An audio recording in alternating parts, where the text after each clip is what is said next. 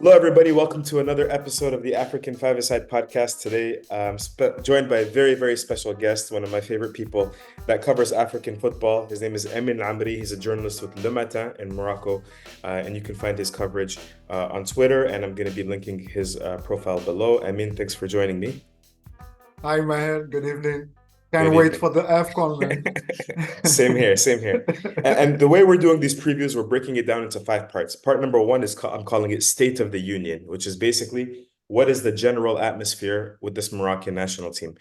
Everybody was paying attention 1 year ago when Morocco did, the unexpected, what many people thought was the impossible, and made it to the semifinal of the World Cup, first African national team to do so. What's happened since then? The year that's gone by after that, there was a prestigious friendly with Brazil. There were some impressive matches. There were some not so impressive matches. I'm thinking South Africa, Ivory Coast. Yeah. What's the feeling 1 year on? How do people feel about this Moroccan national team who haven't won an Afcon title since 1976? It's been a very long time. Well, I think it's the mindset has completely shifted from the World Cup to right now.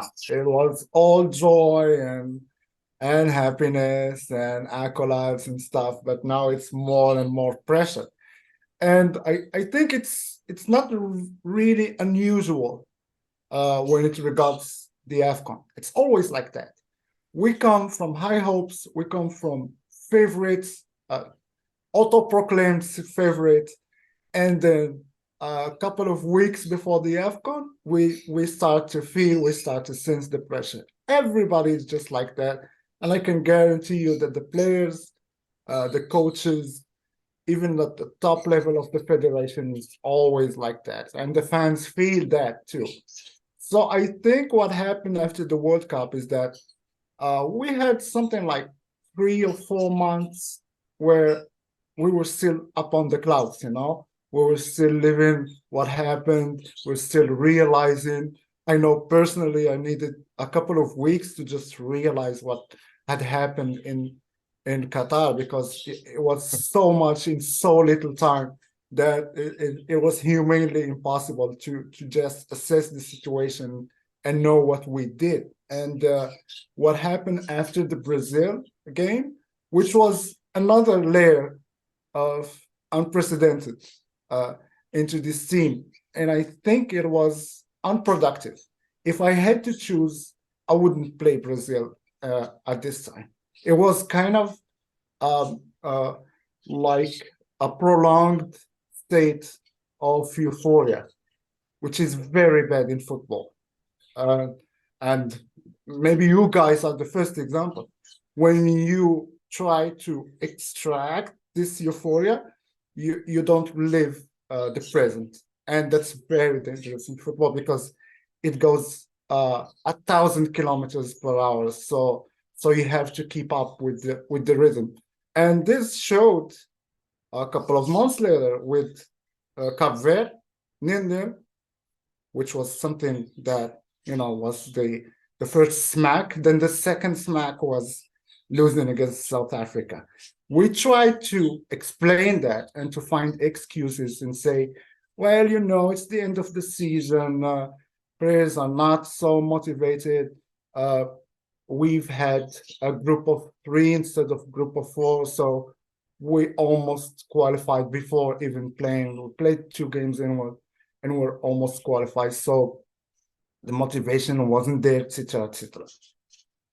But then Côte d'Ivoire happened, and that friendly game was very important in my sense, because it showed everybody, if you don't keep up your work ethics, your mindset, your commando mindset, you're gonna suffer. You're gonna suffer in sub-Saharan Africa. And I think it was as much as Brazil was a bad idea, good thing in the end because we won Brazil for the first time, as much as Cote d'Ivoire was an excellent idea, It because humbled everybody, yeah. Put everybody's feet exactly, on the ground, yeah. exactly, exactly. And to start with Walid Regragui. And there was a shift in the mindset where Walid said, oh, hold on a minute here. We're not favorites for the Afcon. We're gonna suffer. And I think everybody needed that. Players, Walid himself, and the fans. And I think this is the mindset that we're coming in the for the Afcon with that needed amount of pressure.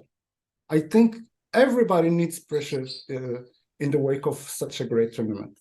So let's talk tactics a little bit. And Walid Regragui, I looked over his record. He's been in charge for 18 matches. It's been a historic reign on some parts, very successful in others for the most part. Walid Regragui, I think we can all agree, is a fantastic man manager, and he seems to understand the Moroccan spirit. He understands Moroccan players. He was a former international. Um, and when I look at, there's one thing that I always had in my mind when I was watching Morocco go on this historic run and Morocco post the World Cup. Um, First of all, he's plays a 4-3-3. He only played with five defenders once. That was against France in the semifinal where they lost. He plays this 4-3-3, and during the World Cup, the times that Morocco had less possession of the ball, those were the matches that they won, where they were sitting back, they were very compact, very organized. It's not that they were forcément defensive. That's not necessarily the case, but they knew what they were doing. They were sitting back and they were hitting on counterattacks and set pieces. And even after the World Cup, I noticed like even the Brazil match, they had less possession. And I'm wondering how is this going to translate at the Afcon when they're going to have more possession of the ball? They're going to be monopolizing possession of the ball and they have to score goals. Can you talk to me about like all of these ideas? How do you think Morocco is going to fare on the ball, off the ball, compared to maybe what we saw at the World Cup as well?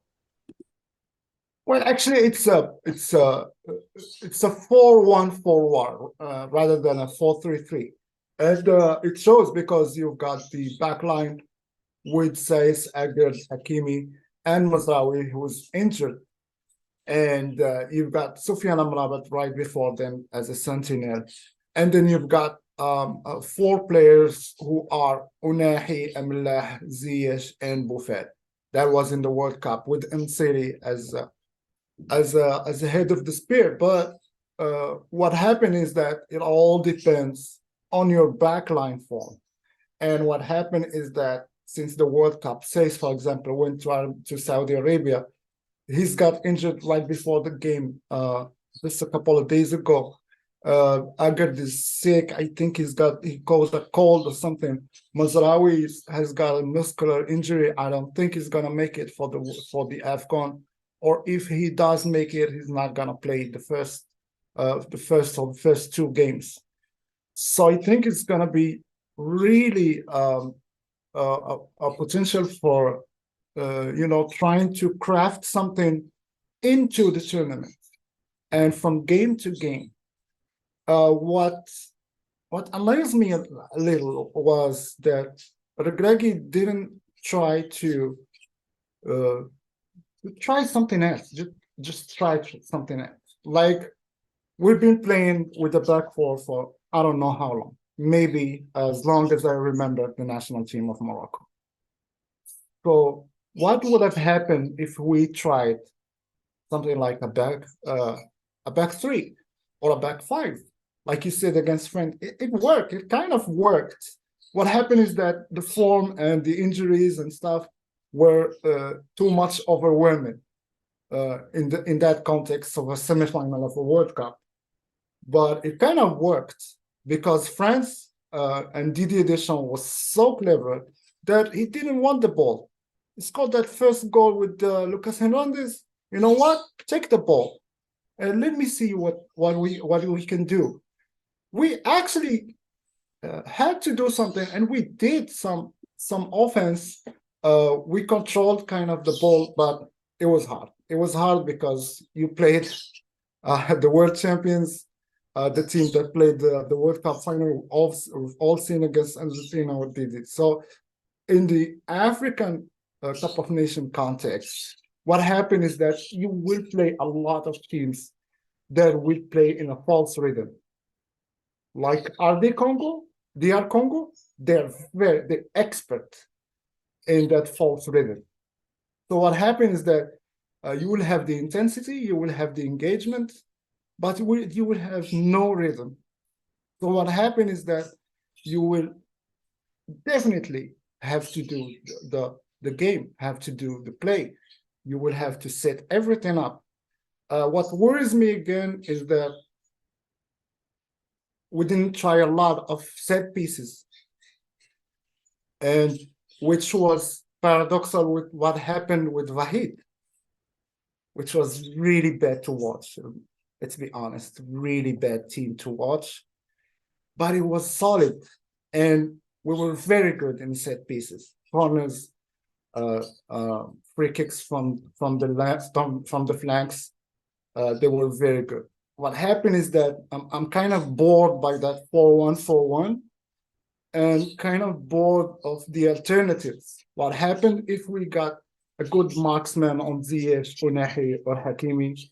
We can't play on the left flank, and it worries me. But I know for a fact that Walid has got many tricks up his sleeves. I think everybody knew that with what happened with that Casablanca, and I think he's got 2 or 3 surprises for the Afcon. So let's wait and see. Let's talk about then, will there be any surprises in the starting 11? Who do you think is going to be the starting 11? Is it going to be the same 11 that we saw at the World Cup? Obviously, you told me Mazraoui has been injured recently, I believe, in the Champions League. We saw that Adam Messina was called up in the extended squad. Could he be a possible replacement? Will it be Atiyatullah? How do you see the probable 11 for Morocco, if you have to give an 11? I think it's gonna be the fact what I was optimistic about Says is that he pulled out of the game right before, so I think it was a security measure rather than something that was very serious. And also the club that not communicating, it gives me hope that there is nothing really serious about him. Maybe something about a week or something like that. So he's gonna be fit. Even if he's not fit, I know the guy. This is the guy that lost his grandfather during the Afcon in 2017 and insisted to play, and he scored. So this is somebody that has motivation in the darkest places. I mean, even during the World Cup, he had a bad injury, right? And he was and it was an error. For me, it was an error. Yeah. It was an error for me. But it's not him that was pulling out and saying, I can't. He wanted to keep playing. Yeah, exactly. But there was a great risk. But this is the World Cup. I mean, in the Afcon, you can manage. In the World Cup, there is no way you can stop a player from his will of playing unless he can't walk. And I think Atiyatullah is gonna play on the left instead of Mazraoui. Bunu obviously is going to be the goalkeeper. Yeah, of course. Yeah. Okay. I'm Sofiane Amrabat in the defensive midfielder. Reminds me a lot of Guedioura. Do you remember the discussions we have had about Guedioura and his role? Very important player for Afcon. And, I mean, for Afcon, you need a player like Amrabat. Very important. Yeah. And then you will have Unahi, which for me started to be a very good player playing the Afcon in Cameroon with Vahid against Ghana, for example. He was very good. Amine El Amri depends, really, it depends on his physical form. He just restarted playing after the international stop in November. So, and he does not play in the same position as the national team because he's such a versatile player. He can play in all 4 positions of the midfield. And this is why I think it's very important to the national team. There you have 2 alternatives, of whom one could be a surprise, another one, no. For me, the surprise would be to play with Amine Harit, because he's got that projection. He's very good. He plays a lot, combines a lot with.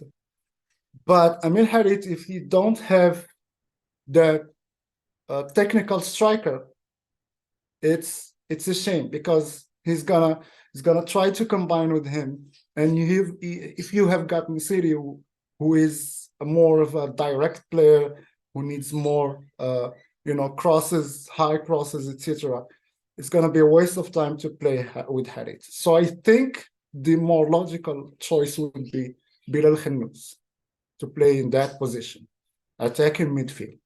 And then, of course, on the right flank, you will have Ziyech, who is the kind of the opposition of what we've all been complaining about the players of our national team, who were very performing on their clubs and underperforming in the national team. Ziyech is quite the opposite.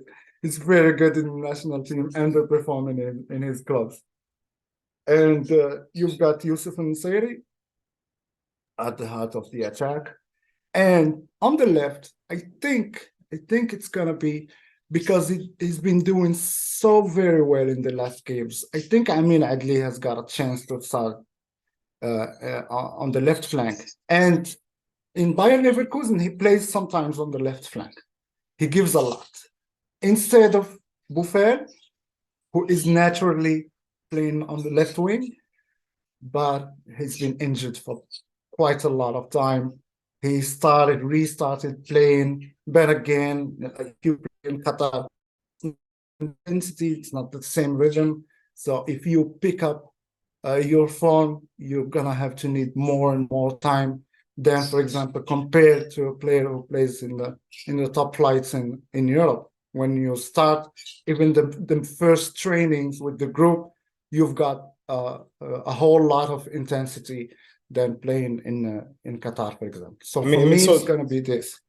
The starting 11 is not so different than the starting 11 from the World Cup then. I mean, no. Mazraoui might miss through injury, like you say. Boufal is a mix-up between him and El Adli and maybe Amaleh. So it should be pretty similar.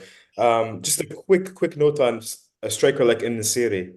It feels like he can be hit or miss. Am I right to assume that? Like at times he can be in a super hot form and at times he can be freezing cold and it can be very frustrating.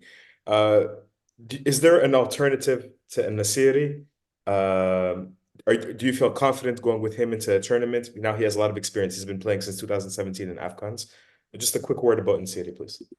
En-Nesyri is the constant. Let's be simple and direct about him. En-Nesyri is the only player to score in 3 consecutive Afcons and 2 consecutive World Cups. So it's 5 majors when he scored. So absolutely starting with En-Nesyri, whatever happens. What En-Nesyri needs is some competition.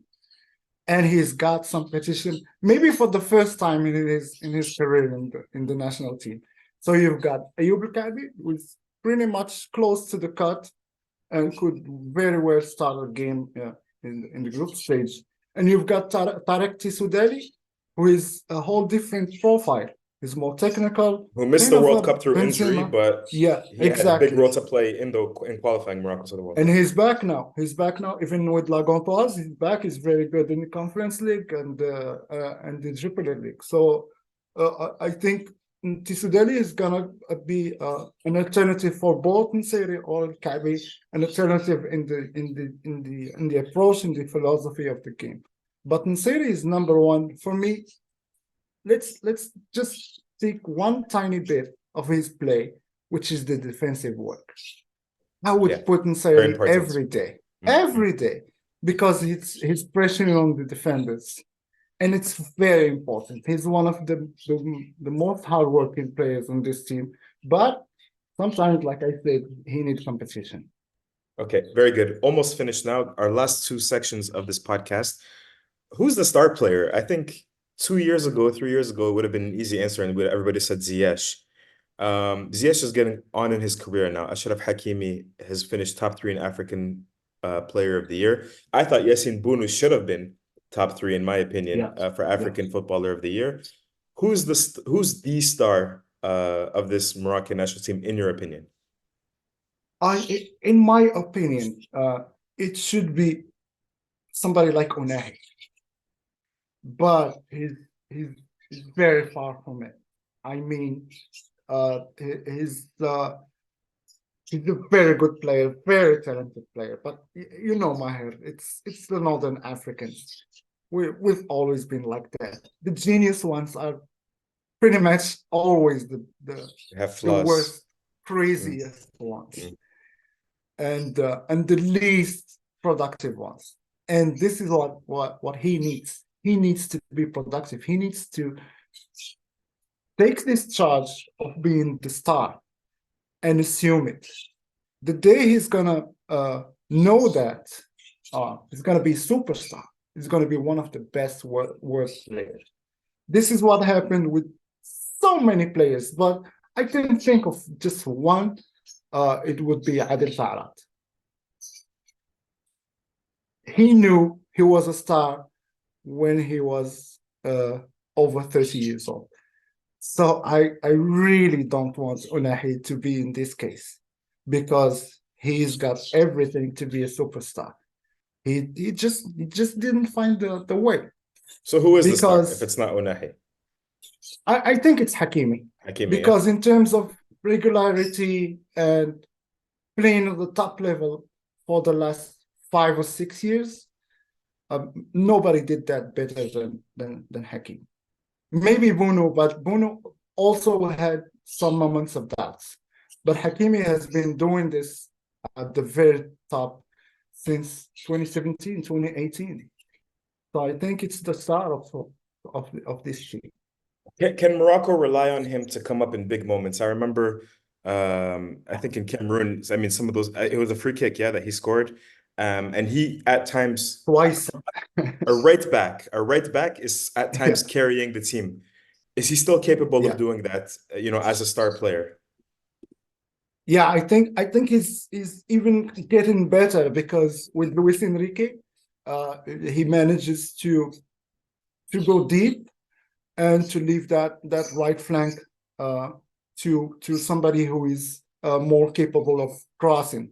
Because one of the least good aspects of Hakimi's play is the running and crossing, which is paradoxal because he's a right back, and right backs, when you think right backs, you think Dani Alves, you think Maicon, you think Cafu, all those players who were very good at running and then crossing high. And this is the kind of plays that we need because we've got, obviously, Yusuf Nseiri, you've got players coming in from behind. So what happened is that Luis Enrique saw that and understood that. And instead of insisting on Hakimi to go all the way to the back line and cross and maybe not getting the result he wanted, what he said is that, you know what, leave that flank to Dembele, for example, in PSG, and go deep, try to shoot, try to combine with Mbappe, Vitinha, etc. So I think this happens also in the national team. What happens is that he leaves the flank or the extreme flank to Hakim Ziyech because he can cross with his left foot. He can, dribble and cross with his left foot. And Hakimi can combine with players like Unahi, even Amrabat, sometimes Harit if you have got him. And what happened is that Hakimi, with the passing of time, is evolving. And maybe, I'll just say, maybe Hakimi is going to be a midfielder in the next 3 or 4 years. Wow, that's because an interesting take. So good. Mm. Because he's so good. You remember Lam, for example? You remember Javier Zanetti, for Joshua example? Kimmich. This is, yeah, exactly. This is the typology of players that are so good that it's a shame to leave them on the flag. Yes, they're very good, but with the passing of time, of course, the physicality is not gonna be able to follow that rhythm and that intensity on the flank. So I think it's gonna play more of an 8 or a 6, and it's gonna give other solutions to the team. Okay. Last section of the podcast is who is a player that's going to emerge that we don't know about? Is it somebody like Adli who joined the national team recently? Is it somebody like everybody's talking about this young prospect at Lens, El Ainawi? Is it El Khannous who you say could be a starter? Who do you think could be somebody that could emerge like this? They don't have to be a young player forcibly, but somebody that we don't know. Maybe Tissoudali. Who would it be in your opinion? Well, for me, in the defense, I think it's finally the opportunity for somebody like Yunus Abdelhamid, who hasn't Hold on. been, For those yeah, that don't know, how old is Yunus Abdelhamid? is 36 years old. He's Is one and of the he's oldest players, but one he's of the never most missed a consistent game. players too. Yes. Yeah, for the last 4 years in Ligue 1. I think the first game was actually last week that he missed, and for something personal.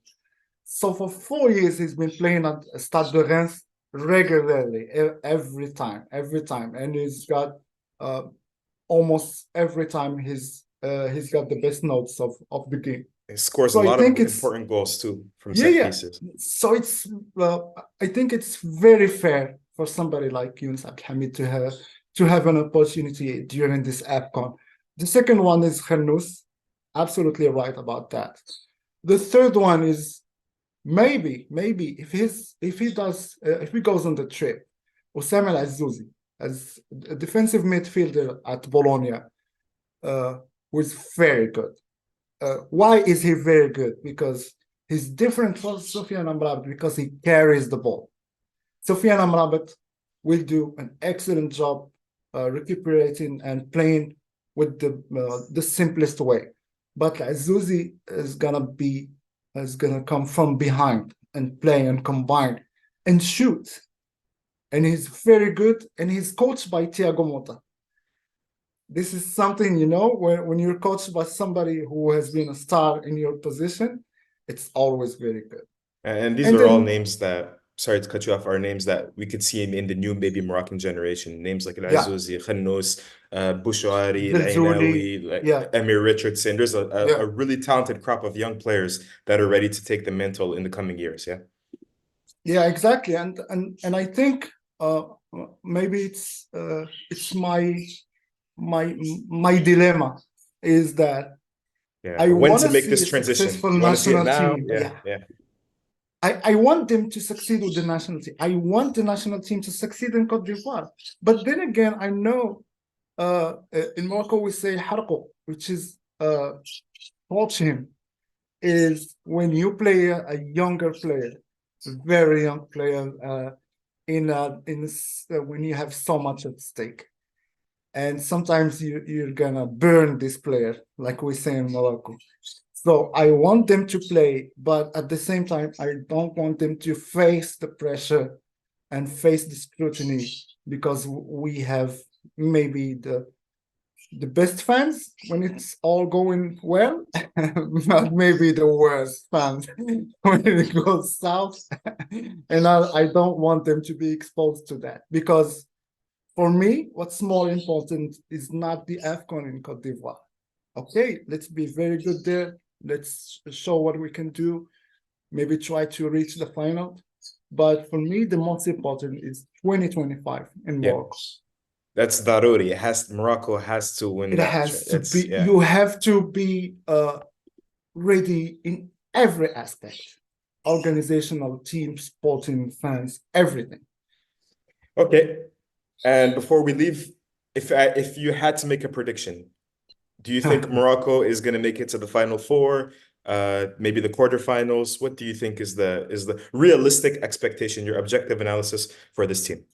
I think the final four is very realistic objective for this team because talent, we've got staff, technical, very good technical stuff. We've got team, we've got all the conditions because we're playing in Côte d'Ivoire. Côte d'Ivoire is a very, let's say, between brackets, a very friendly country for Morocco. There's a lot of Moroccans there. The big, huge diaspora. I've been there in 2017, and people there love Morocco, and Moroccans there are many of them living there. So I think the conditions are there. It's the best way to confirm what happened in Qatar.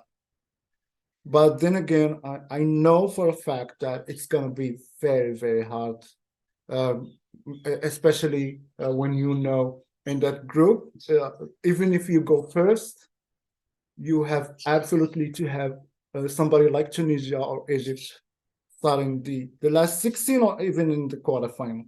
So I think it's gonna be hard, but it's gonna be fair. Because for me, this is the best Afcon technically. Every team on this Afcon is gonna be ready. Let me just give you a prediction. I don't think there will be a team winning all of 3 group stage games. I like This that is my prediction, actually. prediction That's for the actually very Afcon. interesting. That's something I'm going to keep an eye on. That's very interesting. And I agree with you. I think, there's a good 8 to 10 teams that are really hitting their stride and that I think are going to be confident going into this tournament. So Yeah, it's going to be, I think, one of the best AFCONs that we've ever seen. We're going to stop for yeah. now. Thank you so much for joining me. I really, really appreciate it. If you liked what you heard from Amin, which I'm sure you did, please go follow him. All his social media is going to be in the description below. And yeah, we'll keep it locked in on this YouTube page because we're going to keep doing AFCON previews team by team, all 24 teams over the coming days. Peace.